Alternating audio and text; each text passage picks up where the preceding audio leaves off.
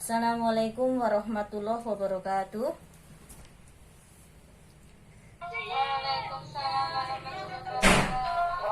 warahmatullahi wabarakatuh. Ya, mahasiswa Fakultas Keagamaan Islam Nahdlatul Ulama Al-Ghazali atau UNUGA Cilacap, Prodi KPI atau Penyiaran Islam, Komunikasi dan Penyiaran Islam. Kali ini saya akan menyampaikan tentang metode dakwah, yaitu yang disebut dengan infiltration methods, ya, atau metode infiltrasi, atau kalau dalam bahasa Indonesianya adalah metode sisipan, ya. Metode sisipan itu sendiri akan saya sampaikan dari mulai pengertiannya sampai kemudian kelemahannya, kemudian cara mengatasi kelemahannya, pokoknya lengkap.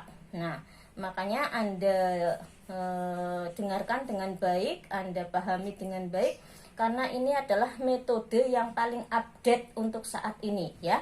Metode yang paling sedang booming dan sedang memang terjadi pada saat ini, yaitu pengertiannya dulu, ya, bahwa apa yang dimaksud dengan metode infiltrasi atau infiltration methods itu, infiltration methods atau metode infiltrasi atau metode sisipan, ya, itu yang dimaksudkan adalah berdakwah dengan menggunakan, ya, berdakwah artinya berarti kan menyampaikan ajaran Islam, ya, atau mengajak orang lain untuk melaksanakan ajaran Islam atau masuk Islam. Nah, berdakwah dengan cara menyisipkan materi ajaran Islam ke dalam kegiatan lain, ya. Contohnya apa? Contoh misalnya film, ya. Di dalam film itu, filmnya sebenarnya umum, ya, judulnya umum, misalnya film tentang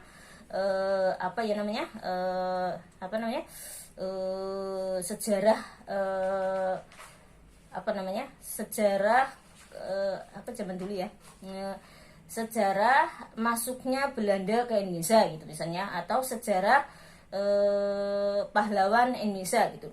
Lah, menyisipkannya bagaimana? Menyisipkannya di dalam film itu kemudian dimasuki ajaran Islam, ya. Memasukkannya bagaimana? Tidak harus kemudian di situ mengajarkan Islam, tidak. Misalnya di dalam film itu tiba-tiba ada adegan adzan, ya. Nah, di situ ada begitu Belanda datang itu, di situ ada santri yang sedang adzan, misalnya Allahu Akbar, Allahu Akbar, tiba-tiba dung bom gitu. Nah, itu sudah namanya berdakwah dengan metode sisipan, menyisipkan materi ajaran Islam berupa adzan ke dalam suatu cerita film. Itu misalnya. Nah, tentu saja hal ini memang harus disesuaikan dengan ceritanya. Itu misalnya film, ya. Kemudian bisa juga disisipkan dalam ketika kita mengajar, ya. Misalnya kalau yang mengajar di TPQ, di Madin, itu biasa banget di pondok pesantren, ya, bukan menyisipkan lagi, memang berdakwah menyampaikan ajaran Islam. Misalnya Anda itu nanti privat matematika, ya, atau bahasa Inggris, mengajar bahasa Inggris atau matematika. Tiba-tiba di situ Anda bilang kepada murid-murid, mari kita berdoa bersama, ya. Terus Anda tahu kalau di kelas itu memakai kelas Anda itu Islam semua, maka kemudian mari kita berdoa bersama dengan bacaan raditu billahi gitu misalnya, ya, atau bismillahirrahmanirrahim. Nah, itu namanya menyisipkan materi ajaran Islam ke dalam kegiatan lain, yaitu kegiatan mengajar di sekolah, ya, dan lain-lain banyak sekali.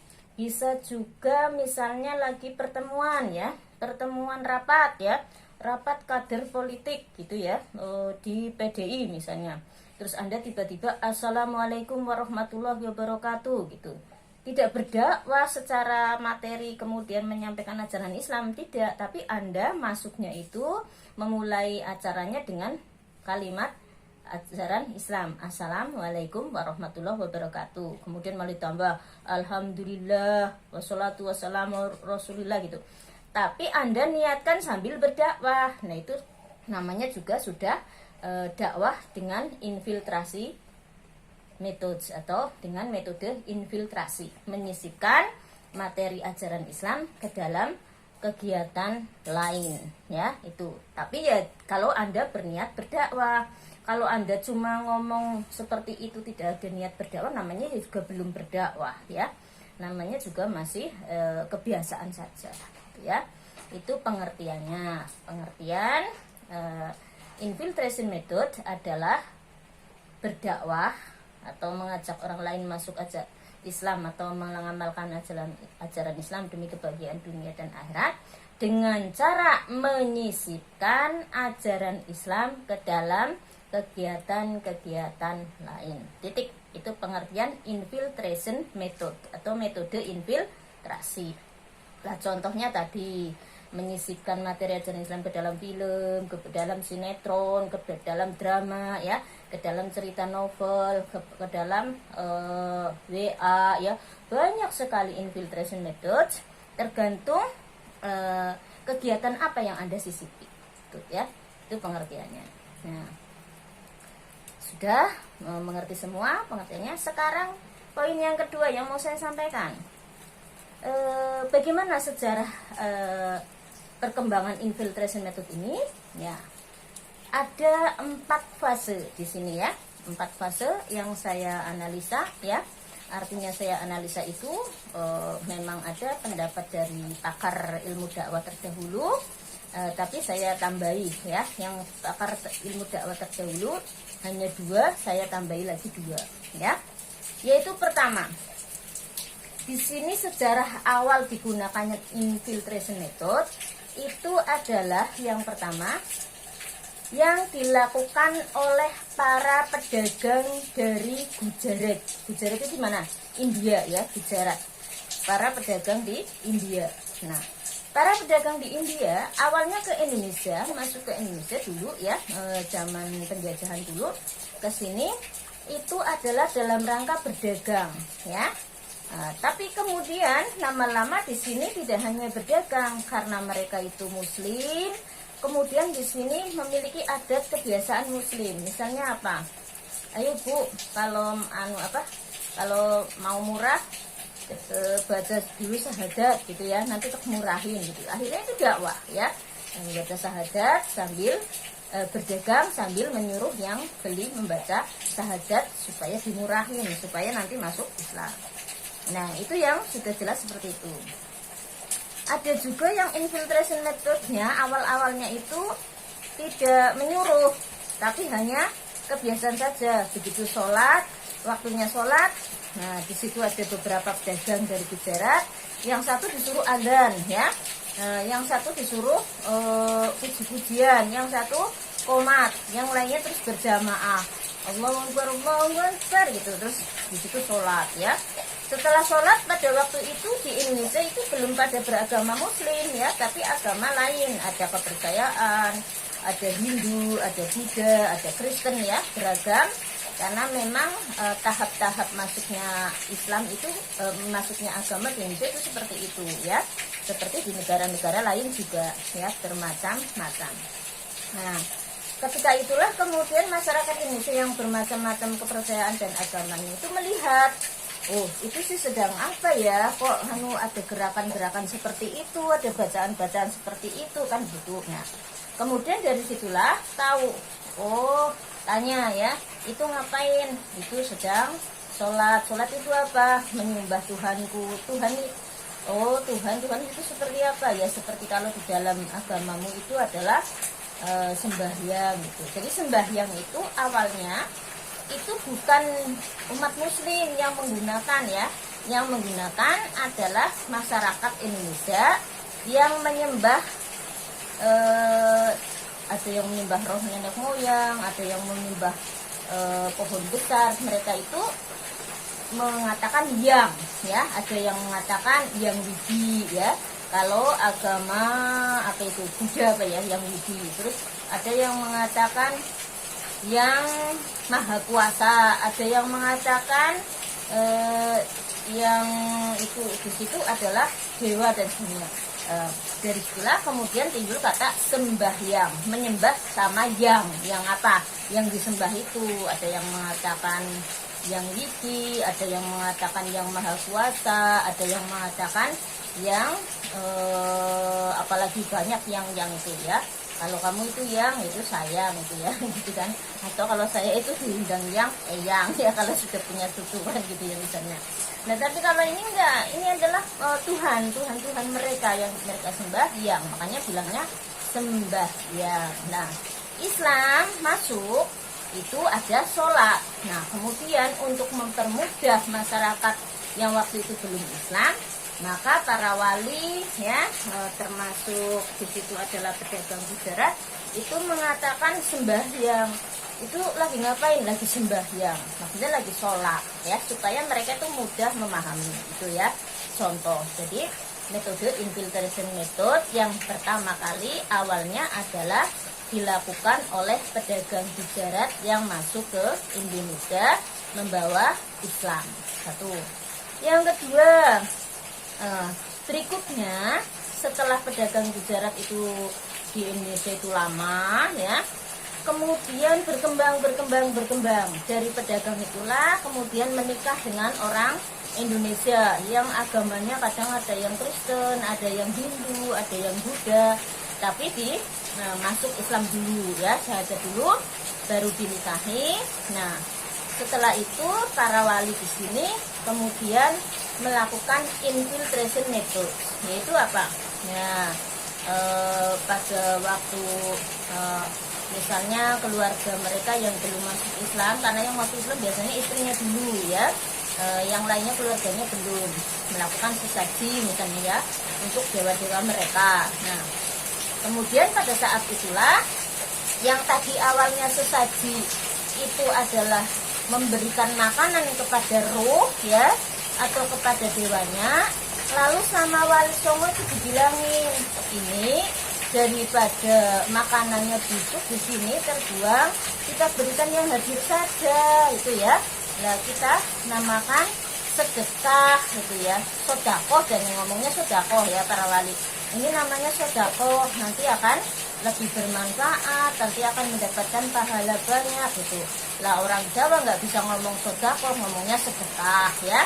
Disisipkan kemana? Ya itu misalnya dulu nenek moyang kita ya, jadi jangan anggap Anda itu lahir tiba-tiba Islam semua keluarganya, enggak. Nenek kita, nenek moyang kita di atas itu ada yang Hindu, ada yang Buddha, ada yang Kristen, ada yang segala macam, ada yang menyembah nenek moyang, ada yang menyembah gunung dan sebagainya ke atas di sana. Makanya nggak usah somse ya, nggak usah sombong sekali jadi Muslim menganggap orang lain semuanya menteng gitu ya, enggak ya. Nah, ya. Kemudian dari situlah dari penyembahan semacam itu sama Wali Songo dikatakan, ya ini disodakohkan saja, dimakan sama yang hadir. Nah, sesajinya gitu. Nah, kemudian tadinya sesaji kan memakai ritual agama sana ya, bahasanya misalnya apa? Hom Taila hom, gue orang ngerti ya. Terus kemudian berkata begitu apa ya, kita nggak tahu bahasanya sana. Nah itu sama Wali Songo itu dimasukin doa-doa ya, yang tadinya itu mantra-mantra dari bahasa kepercayaan mereka, kemudian dimasukin dari bahasa kita, misalnya apa? Tahlil itu apa? Kalimat la ilaha illallah, tahlil. Nah, karena orang Jawa nggak ngerti apa itu ditambahi an, jadinya dia, ayo kita masuki tahlil itu gimana? La ilaha illallah, la ilaha illallah, kan itu ya, la ilaha illallah biasa aja nih ya para wali itu. Nah tapi kemudian orang Jawa pulang dari mana mbak? Tahlilan, orang Jawa kan gitu ya, ngaji ya, pengajian kan itu sofi an jadi ya tahlil tok titik ya, tahlilan itu la ilaha illallah. Nah kenapa ada gerakan-gerakan begini ya, dulunya sebenarnya tidak, la ilaha illallah biasa, tapi kemudian saking asiknya menyembah kepada Allah, nikmat begini nggak terasa goyang, la ilaha illallah nikmat sekali kan ya. Jadi nggak apa-apa itu, saking nikmatnya mencurahkan mahabbah ilallah, kemudian seperti itu. Itulah contoh Wali Songo dalam menyisipkan ajaran Islam ke dalam ritual-ritual ibadah semacam sesaji ya, terus kemudian sesaji untuk dewa-dewa itu tadi ya, menyembah dewanya. Nah, kalau ke dalam kegiatan seni misalnya wayang ya, wayang itu asalnya adalah kesenian dari India juga ya, jadi dari agama Hindu ya. Tapi ceritanya juga dewa-dewi ya, terus kemudian ada dewa siapa, dewi siapa. Nah, oleh Wali Songo tidak serta-merta dibuang, diharamkan, tidak. Tapi wayang itu disisipkan ajaran Islam. Misalnya cerita Jimat Kalimosodo ya, sopo sing iso duwe jimat kalimat sodo, artinya siapa yang mempunyai jimat kalimat sadat, orangnya tidak akan mati, akan hidup selamanya, kekal, dan tidak masah geni ya, kan gitu kan. Nah, itu sebenarnya adalah sisipan ajaran Islam yang di situ menyatakan bahwa orang yang membaca kalimat syahadat maka dia sudah masuk Islam, maka tidak mati. Artinya itu besok di akhirat itu mau langgeng selamanya di surga. Orang masah api, orang masah gunung berapi dan sebagainya, kawah candra di muka dimasukkan kebal, itu tidak bisa masuk neraka. Itu seperti itu ya. Itu yang disisipkan di dalam seni. Terus kemudian disisipkan kepada adat sosial kemasyarakatan dan doa-doa untuk janin, misalnya ngupati ya 4 bulan ya. Mereka percaya kalau 4 bulan itu begini, 7 bulan begitu gitu ya, janin di dalam kandungan. Maka mereka melakukan suatu ritual ya, ngapati mitoni gitu ya. Lah Wali Songo nggak menghapus adat itu, tetapi memasukkannya yang tadinya mantra-mantra ajaran agama sana untuk dewa-dewinya, untuk roh leluhurnya, kemudian dimasuki ajaran Islam, yaitu dibacakan tahlil ya, kemudian dibacakan ayat Al-Quran. Kalau anaknya supaya mencontoh pribadi yang baik, dibacakan surat Luqman ya, supaya anaknya cantik lahir batin, dibacakan surat Maryam, supaya anaknya itu ganteng keren lahir batin, dibacakan surat Yusuf. Itu misalnya contoh ya dalam kehidupan sosial kemasyarakatan. Jadi banyak sekali infiltration methods yang sudah dilakukan oleh Wali Songo ya. Yang ketiga, ini yang tambahan dari saya. Kalau tadi dari pakar ilmu dakwah terdahulu itu cuma 2. Nah, ini tambahan dari saya 2. Yang ketiga, zaman modern. Nah, ketika zaman modern ini, infiltration method itu bisa dilakukan atau telah dilakukan oleh pakar-pakar ilmu dakwah, baik sengaja ataupun tidak sengaja, yaitu memasukkan ajaran Islam ke dalam cerita drama, sinetron ya, film, terus kemudian novel ya, cerpen ya, banyak sekali, bahkan tarian ya. Tarian misalnya di Aceh ya, Aceh itu tariannya dikira tidak berkaitan dengan Islam, berkaitan ya, jadi gini ding terus gini itu artinya ke atas hubungan dengan Allah ya, hablum minallah, ke samping begini hubungan dengan masyarakat ya, kemudian ritualnya ke atas ke bawah dan sebagainya. Itu ada bahkan ada sini itu seolah-olah ya, la ilaha illallah gitu ya. Ada seni yang disitu dimasuki seputar infiltration method itu tadi, ajaran Islam, tetapi tidak langsung diberitahu bahwa itu adalah ajaran Islam. Makanya dikatakan infiltration atau penyisipan atau penyusupan ya, menyisipkan atau menyusupkan ya, atau memasukkan ya, sedikit namanya menyusup ya, dan tidak ketahuan, tidak jelas, tidak terang-terangan, tidak banyak, itu namanya menyisip ya. Itu zaman modern. Jadi zaman modern itu infiltration method banyak dilakukan, dimasukkan ke dalam drama, film ya, terus kemudian sinetron, novel, cerita novel dan sebagainya ya. Termasuk di situ mengajar ya, terus kegiatan kampanye gitu kan ya, politik kan gitu. Lagi kampanye, kemudian tiba-tiba menyampaikan ajaran Islam ya. Tapi itu tuh jangan lupa ya, jangan sampai dalam menyisipkan ajaran Islam kita itu menggunakan hawa nafsu kita. Harus kita jangan lupa, kita adalah dai, kita adalah ulama, warasatul anbiya. Jadi yang kita sampaikan adalah kebenaran, yang kita sampaikan adalah ajaran Islam dari Al-Quran, Al-Hadis, dan sumber-sumber ajaran Islam yang benar, bukan karena hawa nafsu kita, karena kepentingan kita. Misalnya apa? Karena kampanye partai dewek berlambang pohon yang di situ, kemudian mengambil ayat Al-Quran bahwa siapa yang noblos pohon ini akan masuk surga, karena pohon surga itu adalah ini ciri-cirinya, daunnya lebat, hijau, dan ngayal teman kayak wis ngomong surga. Nggak boleh itu ya, seenaknya begitu. Ada lagi ya, punya partai lambangnya di situ misalnya masjid atau apa ya, saya tidak menyinggung salah satu parpol ya. Nah itu kemudian ngomong yang noblos ini masuk surga karena gambarnya adalah untuk beribadah. Tidak bisa seperti itu, seenaknya saja memasukkan orang ke surga ya. Surga itu adalah hak otoritas Allah ya, hak Allah ya. Jadi nggak usah seperti itu juga ya. Jadi boleh kampanye menyisipkan ajaran Islam, tetapi tidak boleh keluar dari koridor kebenaran ajaran Islam, Al-Quran, Al-Hadis ya, dan sumber-sumber Islam yang benar gitu ya. Kalau hawa nafsu sendiri jangan dimasuk-masukkan ke situ. Boleh kampanye misalnya pantes-pantesnya nggak sing noblos game mlebu surga, sebab iki kayaknya kita kayak surga, lha gue uli pantes-pantesnya kan bukan memastikan ya, dan itu juga tidak memaksakan kan gitu. Nah, itu zaman modern. Yang keempat, zaman milenium ya.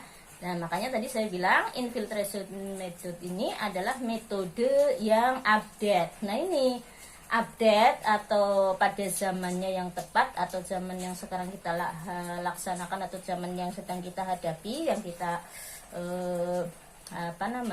yang kita alami adalah abad milenium ya kan. Makanya di sini ada abad milenium, atau lebih jelasnya lagi adalah era digital ya. Semua itu memakai digital. Nah inilah bagaimana infiltration method kita lakukan, yaitu dengan cara satu, memakai aplikasi Google ya kan. Kita menyisipkan ajaran Islam dengan aplikasi-aplikasi yang di Google ada, misalnya apa, snack video ya kan. Jadi